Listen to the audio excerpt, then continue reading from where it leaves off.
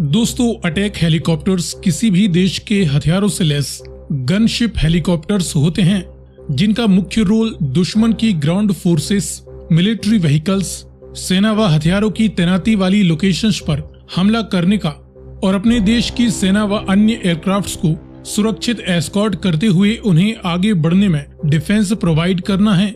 हर देश अपनी जियोग्राफी व जरूरत के अनुसार अटैक हेलीकॉप्टर्स रखता है।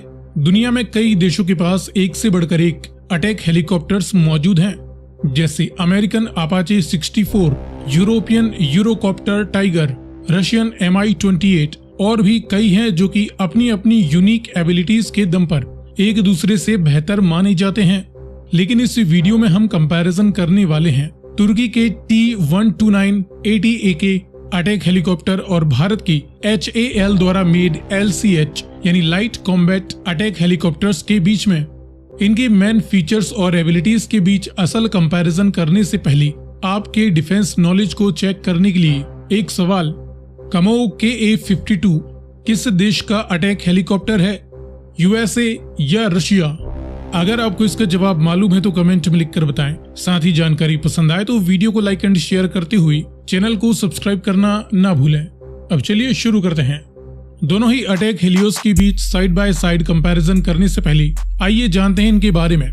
इसमें पहले बात करें तुर्किश T-129 की, तो ये एक twin engine double tandem seat multi role all weather attack helicopter है जिसका निर्माण तुर्किश एरोस्पेस इंडस्ट्रीज और इटालियन अगस्ता वेस्टलैंड द्वारा किया गया है। इसे तुर्की ने Agusta A-129 Mangusta attack helicopter के प्लेटफॉर्म पर ही डेवलप किया है। तुर्की ने अपनी आर्म्ड फोर्सेस की जरूरतों के हिसाब से इसमें अपना खुद का hi tech avionics, airframe modifications, new weapon system, latest transmission व अपग्रेडेड इंजन जैसे कई नए मॉडिफिकेशंस किए हैं। ये attack helicopter mainly hot and high वेसम जियोग्राफी व बैटलफील्ड जैसी परिस्थितियों में ऑपरेट करने के लिए स्पेशली डिजाइंड है। वहीं दूसरी ओर भारतीय लाइट कॉम्बैट हेलीकॉप्टर की बात करें तो ये भी एक twin engine double seat all weather day and night attack helicopter है जिसका निर्माण भारतीय हिंदुस्तान एरोनॉटिक्स लिमिटेड ने अपने पहले से इस्तेमाल किए जा रहे HAL ध्रुव यूटिलिटी हेलीकॉप्टर के आधार पर ही डेवलप किया है। इसे इंडियन आर्मी व एयरफोर्स की जरूरतों के हिसाब से हाई एल्टीट्यूड व अर्बन वारफेयर सिचुएशंस में ऑपरेट करने के लिए स्पेशली तैयार किया गया है। ये दुनिया में सबसे ज्यादा सर्विस सीलिंग पर ऑपरेट करने वाला अटैक हेलीकॉप्टर है। दोनों ही एयरक्राफ्ट्स में multi function display, advance electronic warfare system, helmet mounted sight, day and night vision, advance radars, laser warning व receiver, modern sensors, satellite navigation व ऑटोमेटिक सेंट्रल कंट्रोल सिस्टम जैसे और भी कई बेहतरीन फीचर्स मौजूद हैं। आइए अब दोनों ही हेलीकॉप्टर्स के बीच कुछ प्रमुख स्पेसिफिकेशंस के आधार पर साइड बाय साइड कंपैरिजन करते हैं। इसमें सबसे पहले देखें साइज को।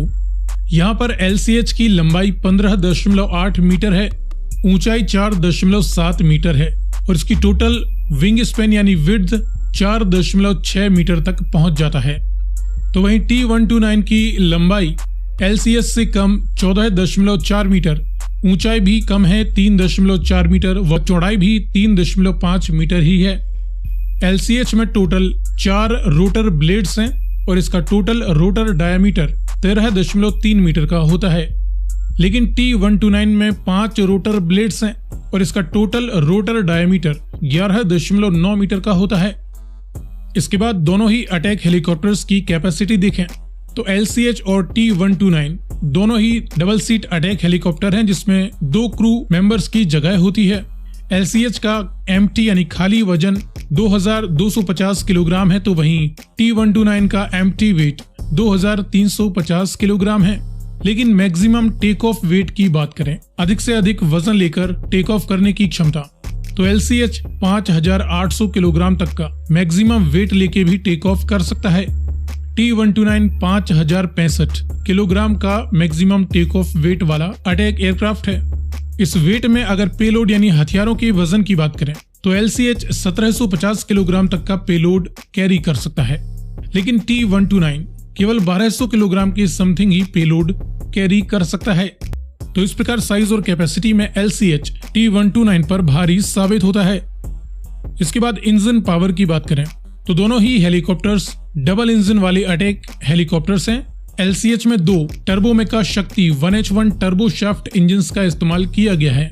आपको बता दें कि टर्बोमेका शक्ति भारतीय HAL और फ्रेंच की साफ्रान कंपनी के बीच एक जॉइंट कोलैबोरेशन करके भारतीय हेलीकॉप्टर्स के लिए डिजाइन किया गया इंजन है, जिसकी मैक्सिमम पावर की बात करें तो इस अटैक हेलीकॉप्टर को इन दोनों ही इंजन से 1067 किलोवाट का थ्रस्ट अलग अलग मिलता है।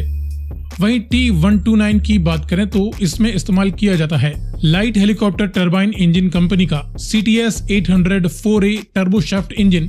अब ये जो LHTC कंपनी है ये अमेरिका की रोल्स रॉयस और हनीवेल का जॉइंट वेंचर है और इनके द्वारा तुर्की की इंजन इंडस्ट्रीज ने लाइसेंस लेकर इस इंजन का निर्माण किया है। इसकी पावर की बात करें तो दोनों ही इंजन से T129 हेलीकॉप्टर को 1024 किलोवाट का अलग अलग थ्रस्ट मिलता है। इसके बाद इस इंजन के दम पर दोनों ही हेलीकॉप्टर्स की परफॉर्मेंस देखें तो भारतीय LCH की मैक्सिमम रफ्तार है 268 किलोमीटर प्रति घंटा। T129 की मैक्सिमम स्पीड 280 किलोमीटर प्रति घंटा है।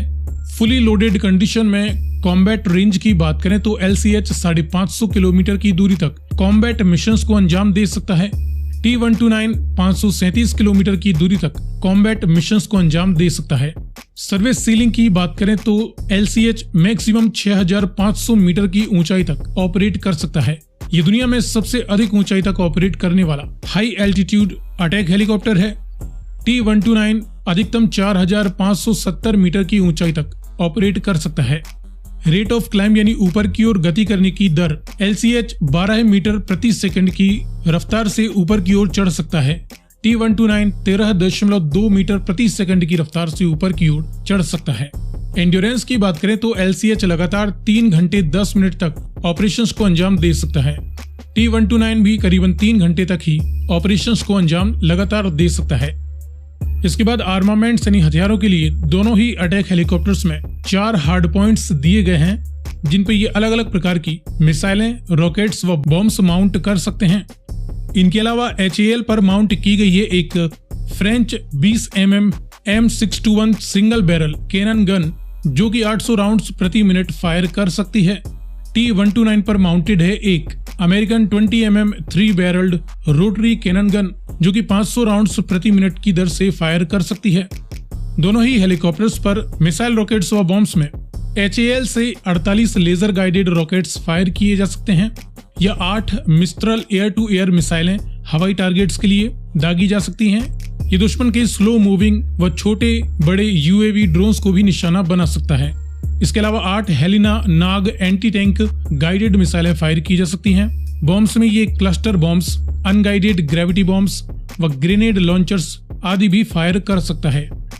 T129 की बात करें तो ये 76 या 48 अनगाइडेड रॉकेट्स फायर कर सकता है या 8 AGM Hellfire air to ground या अन्य लॉन्ग रेंज एंटी टैंक मिसाइलें फायर कर सकता है।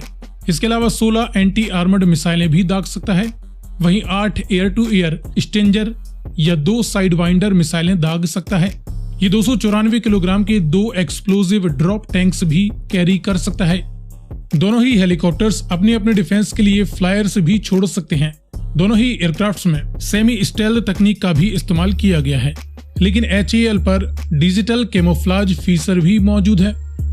सो फ्रेंड्स, ये रहा भारतीय हिंदुस्तान एरोनॉटिक्स लिमिटेड द्वारा made light combat attack helicopter और तुर्की की तुर्किश एरोस्पेस इंडस्ट्रीज द्वारा मेड T129 ATA के अटैक हेलीकॉप्टर्स के बीच एक डिटेल्ड कंपैरिजन। आगे आप किस टॉपिक पर वीडियो देखना चाहते हैं अपनी राय कमेंट में लिखकर बताएं।